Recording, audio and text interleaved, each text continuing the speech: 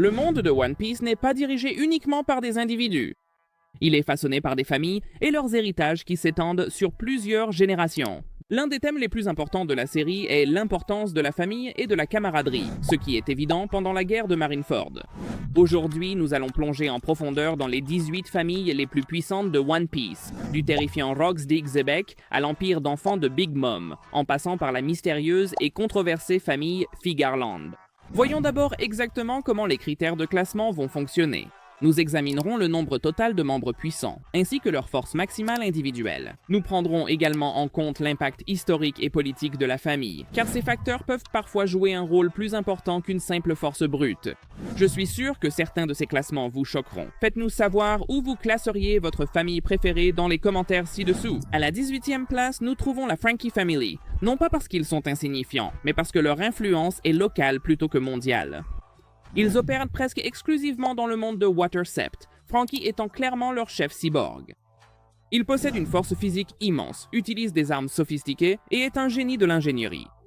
La famille est exceptionnellement douée pour le démantèlement de navires et le sabotage. Ils sont plus efficaces en équipe et leur importance diminue considérablement une fois que Franky s'en va. Ils figurent sur cette liste car le passé de Franky renforce les thèmes de la famille choisie et de la rédemption dans One Piece. À la 17e place, nous avons la famille Neptune. Ils sont classés bas sur cette liste car, bien qu'ils soient de la royauté, leur pouvoir est largement symbolique et politique plutôt que militaire. Ils constituent la lignée royale de l'île des Hommes-Poissons, dirigée par le roi Neptune et ses fils. Le roi Neptune lui-même était une force avec laquelle il fallait compter à l'époque pré-Nouveau Monde, mais il a dépassé son apogée dans l'histoire que nous suivons. Fukaboshi, Ryuboshi et Manboshi sont les trois princes, tous entraînés au combat, mais aucun d'entre eux n'est particulièrement doué pour le combat. Leur force réside dans leur conscience politique et leur stratégie défensive. Une grande partie de leur force provient de leur association avec Shirahoshi, l'atout le plus dangereux de la mer. Le style de leadership passif de la famille Neptune est ce qui les freine souvent, car ils sont réticents à utiliser la force même lorsqu'ils sont menacés. Au numéro 16, la famille Boa se classe plus haut que celle de Neptune car elle possède une réelle puissance de combat individuelle. La famille est la lignée royale d'Amazon Lily, dirigée par 3 divas féroces. Boa Hancock est une ancienne capitaine corsaire qui maîtrise parfaitement son fruit du démon. Son pouvoir basé sur la beauté est extrêmement efficace, non seulement en raison de sa puissance de combat, mais aussi à cause de son impact psychologique. De leur côté, Boa Sandersonia et Marigold sont également assez compétentes dans leurs capacités individuelles, mais elles ne sont pas aussi fortes que Hancock. Leur faiblesse vient du fait qu'elles ne sont composées que de 3 membres principaux. La famille Sengoku arrive ensuite au numéro 15. Elles se classent au-dessus des familles royales régionales discutées jusqu'à présent, car leur pouvoir provient de l'autorité institutionnelle ainsi que d'une force individuelle incroyable. Sengoku, l'ancien amiral de la marine, est un tacticien légendaire avec des décennies d'expérience. Son fruit du démon de type Zoan mythique, le Ito Itonomi, lui permet de se transformer en un Bouddha doré emblématique, lui conférant la capacité de projeter des ondes de choc dévastatrices. Corazon, bien qu'il ne soit pas le fils biologique de Sengoku, a tout de même grandi sous sa tutelle et porte ses valeurs. La faiblesse de la famille vient également de leur manque d'effectifs, et une grande partie de leur puissance s'estompe après la retraite de Sengoku. Au numéro 14, nous avons la famille Roronoa. Cette lignée est restreinte, son importance étant centrée sur Zoro et ses racines ancestrales à Wano. Roronoa Zoro est l'un des combattants les plus puissants de la nouvelle ère, et c'est un maître épéiste, maniant des lames légendaires maudites. Tout au long de l'intrigue de One Piece, l'ambition de Zoro de devenir le plus grand épéiste du monde le place sur une trajectoire rivalisant avec les plus grands guerriers de l'histoire. La lignée de Zoro remonte aux forgerons Shimotsuki, les guerriers de Wano. Bien que ces liens ne soient pas entièrement explorés dans le canon, le potentiel de cette lignée suffit à rattacher Zoro à l'une des traditions martiales les plus redoutées au monde. La famille Trafalgar occupe la 13e place. Bien que cette famille soit restreinte et en grande partie anéantie, l'impact de leur disparition façonne directement Trafalgar D. Waterlaw, l'un des pirates les plus dangereux et influents de la nouvelle génération. Il est le seul héritier survivant de la famille, un maître stratège et un utilisateur de fruits du démon éveillé. Son OP Nomi lui confère un contrôle divin sur l'espace et le temps, faisant de lui une menace majeure, même pour les Yonko. Les parents de Law étaient des médecins qui ont péri lors du génocide du plomb ambré. Ils ont largement influencé l'expertise médicale et la vision du monde de Law. La mort de sa sœur Lamia a cimenté le récit tragique de la famille et la haine de Lao envers l'injustice. La raison principale pour laquelle la famille Trafalgar est si haut placée dans ce classement est due à la puissance démesurée du fruit du démon de Lao. L'homme porte littéralement sa famille à bout de bras dans ce classement. La famille Silvers est la suivante, à la 12e place. Tout comme pour la famille précédente, l'héritage de celle-ci repose également sur les épaules d'un seul membre, Silvers Rayleigh, le roi des ténèbres. Il maîtrise les 3 formes de Haki et est capable d'affronter des amiraux malgré son âge avancé. Il possède une force, une endurance et une vitesse surhumaine, ce qui lui permet de contourner les défenses des fruits du démon et de prédire les attaques avec facilité. Sur le plan narratif, la famille Silvers fait le pont entre l'ancien monde et le nouveau. Cependant, en l'absence d'héritiers futurs, leur influence est limitée. La famille Nefertari se classe au 11e rang de cette liste. Il s'agit de la lignée royale d'Alabasta, dirigée par le roi Cobra et soutenue par ses enfants.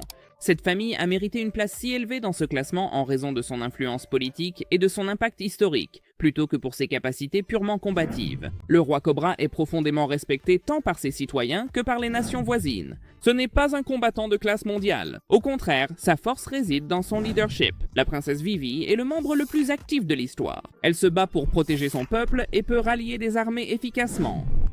Au numéro 10, nous avons la famille Shimotsuki. Nous les avons brièvement mentionnés lors du classement de Zoro. Il est donc logique qu'ils soient eux-mêmes mieux classés, puisqu'ils représentent une lignée de sabreurs si légendaire.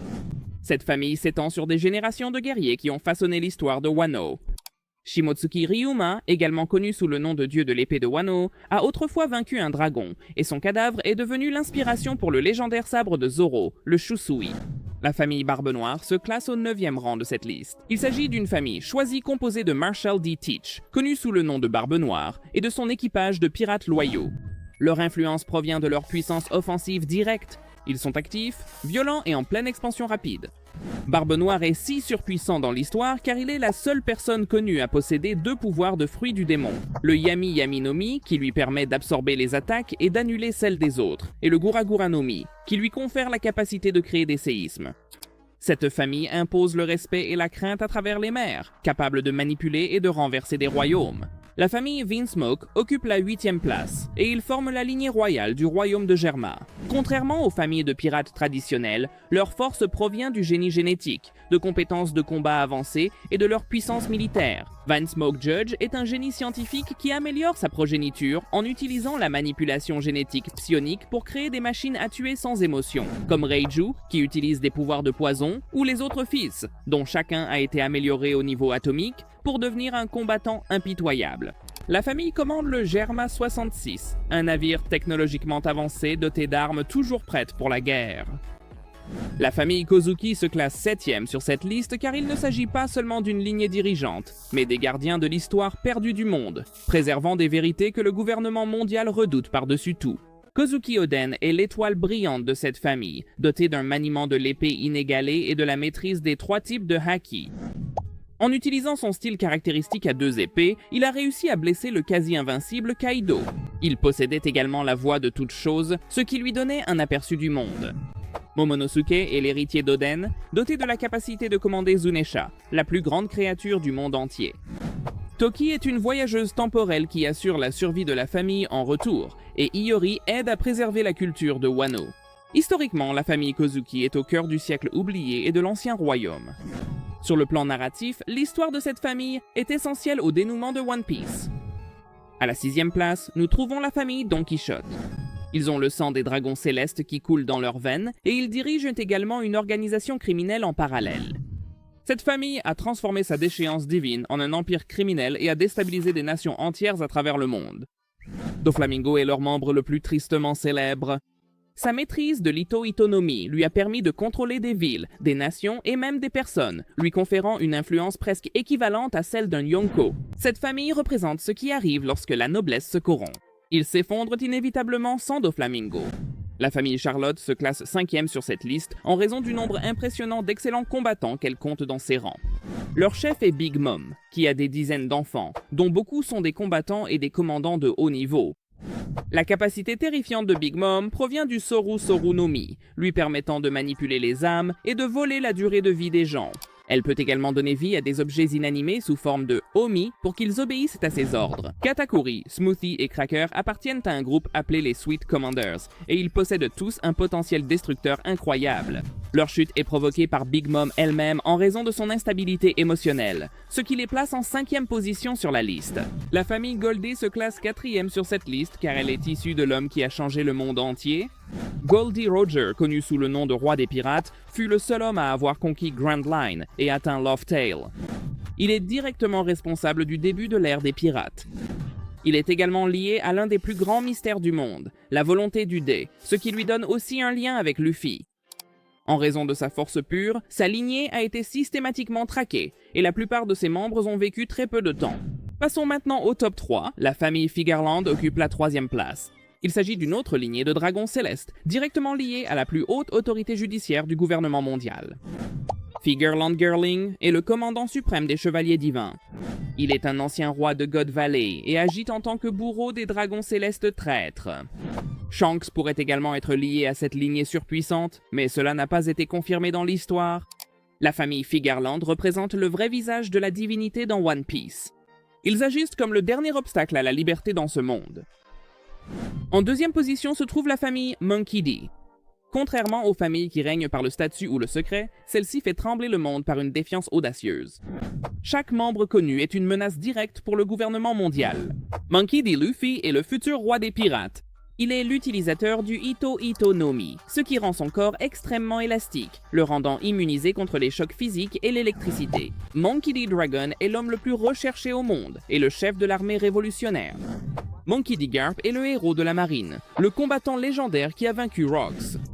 Leur seule faiblesse est leur défiance, qui attire toutes sortes de catastrophes, mais ils trouvent toujours un moyen de s'en sortir en se battant. Enfin, la famille Rox occupe la 1re place car aucune autre famille ou équipage n'a donné naissance à autant de légendes. Leur existence était si dangereuse que le gouvernement mondial a littéralement choisi de les effacer complètement de l'histoire. La famille Rox est centrée sur Rox d'Xebec, mais sa véritable horreur réside dans ceux qui l'ont suivi. Rox d'Xebec ne voulait pas seulement dominer les mers, il voulait un contrôle total sur le monde. Ces menaces ont forcé une alliance improbable à se former entre Goldie Roger et Monkey D. Garp, qui se sont unis pour arrêter sa folie. De futurs Yonkos comme Barbe Blanche, Big Mom et Kaido ont tous travaillé sous ses ordres. Jusqu'à ce qu'une autre famille menace le monde à cette échelle, la famille Rox et son héritage restent inégalés au sommet de cette liste.